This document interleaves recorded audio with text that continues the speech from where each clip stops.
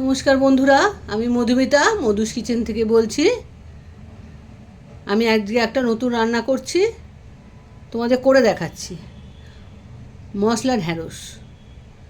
ঢ্যাঁড়স তো এই দেখো, আমি ঢ্যাঁড়সটাকে এইভাবে কেটেছি, একটু কোনা কোনা করে এভাবে কেটেছি। মশলা ঢ্যাঁড়সটাকে ধুয়ে কেটে রেখেছি।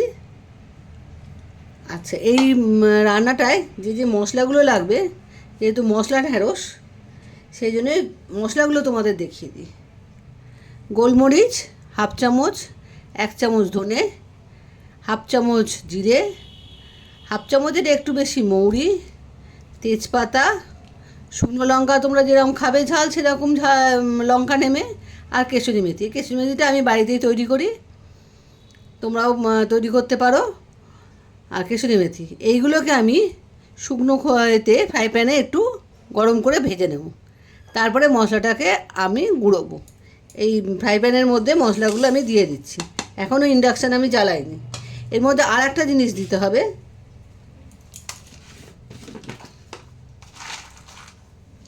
বাদাম। এই বাদামটা এর সঙ্গে গরম করে নিতে হবে। কাঁচা বাদামও দিতে পারো, ভাজা বাদামও দিতে পারো। এটা আমার ভাজা বাদাম, তাও একটু গরম করে নিলে পেস্টটা ভালো হবে, সেই জন্য আমি দিয়েছি। এবার ইন্ডাকশানটা আমি চালু করেছি।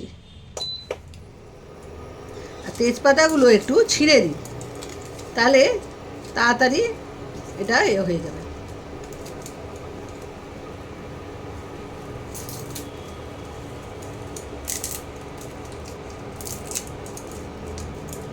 তেজপাতাগুলো একটু হাত দিয়ে ছিঁড়ে দিলাম। এবারে মশলাগুলোকে একটু হালকা একটু গন্ধ বেরোবে, তখনই নামিয়ে দেবে। দেখবে তেজপাতাগুলো একটু মচমচ করছে, তখনই নামিয়ে দেবে। এগুলো একটু মশলাগুলো একটু খালি গোলায় ভেজে নিয়ে এটাকে মিক্সিতে হোক শিলনোড়ায় হোক বেটে নিতে হবে, তারপরে রান্নাটা আরম্ভ হবে।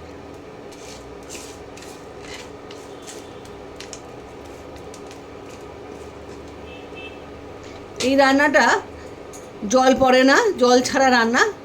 আর এই রান্নাটা অনেকক্ষণ থাকে, নষ্ট হয় না।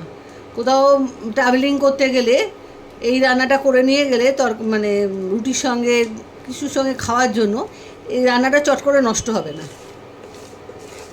এই রান্নাটা এইটাই একটা সুবিধা, যে দেরি হচ্ছে খেতে, নষ্ট হয়ে গেল তরকারিটা, এটাই কিন্তু নষ্ট হবে না। অনেকে টিফিন নিয়ে যাওয়ার জন্যও খুব ভালো জিনিস। এটা কিন্তু একটু গরম, একটু ভাজা ভাজা হয়ে গেলে নামিয়ে দেবো। নামিয়ে কিন্তু ঠান্ডা করে তবে বাটা হবে, গরম গরম কিন্তু বাটা হবে না।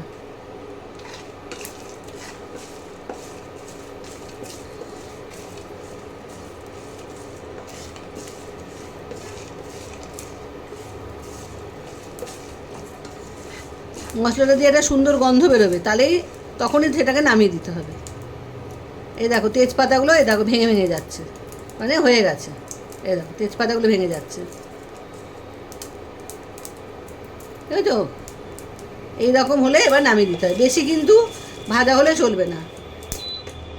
এবারে আমি এটা মশলাটাকে নামিয়ে দিচ্ছি।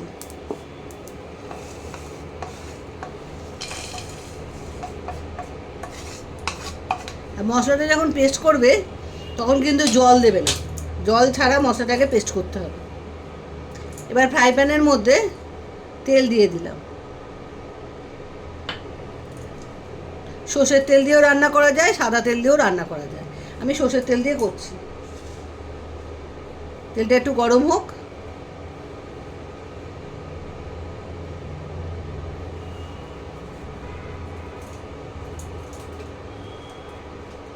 তেলে একটু সামান্য হিং দিয়ে দিলাম।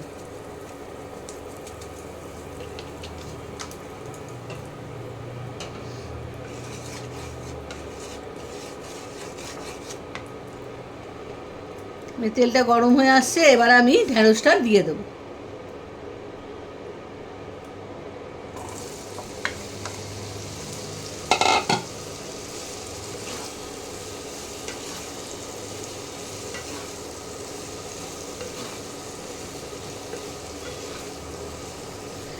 এই রান্নাটা কিন্তু একটু গ্যাস কমিয়ে রান্না করতে হবে, বা ইন্ডাকশানে করলে টেম্পারেচার কমিয়ে দিতে হবে। না হলে কিন্তু পুড়ে যাবে। একটু গ্যাস কমিয়ে ঢাকা দিয়ে রান্না করতে হয়। আমি এটাকে ঢাকা দিয়ে দিলাম। 10 মিনিট বাদে তোমাদের আবার দেখাচ্ছি। এবারে আমি একটু ঢাকাটা খুলে দেখি কি পরিস্থিতি।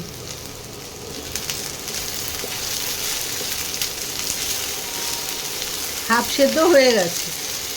এখনও কিন্তু আমি নুন দিইনি এবং হলুদও দিইনি। এই রান্নাটায় হলুদ পড়ে না। আর লঙ্কা তো আমি দিয়ে দিয়েছি, আর লঙ্কা টঙ্কা কিচ্ছু পড়বে না। এবারে মশলাটা পড়বে আর নুন দেবো আন্দাজ মতো।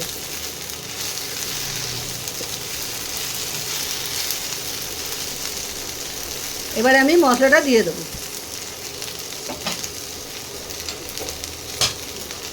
এই যে মশলাটা এইরকম হয়েছে, এবার মশলাটা আমি আস্তে আস্তে দিয়ে দেবো।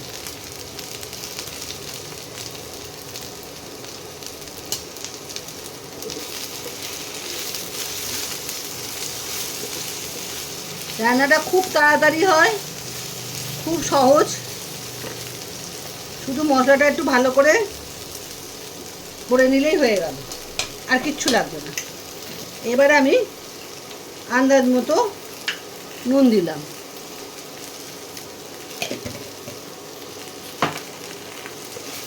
এটাও ভালো করে মিশিয়ে নিই।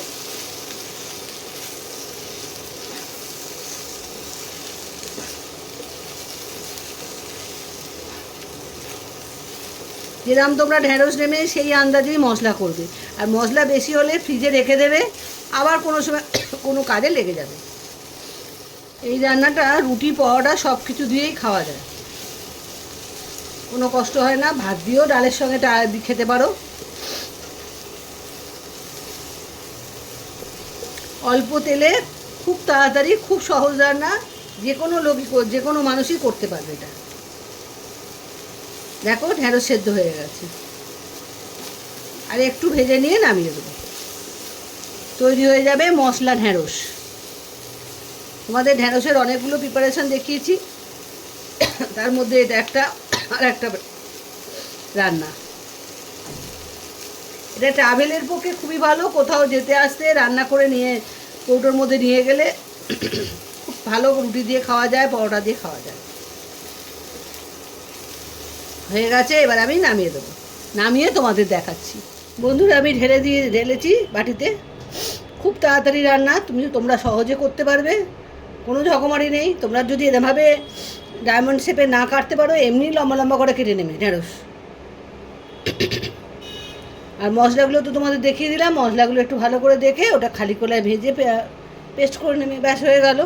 এটা কিন্তু জল ছাড়া রান্না, জল খবরদার দেবে না।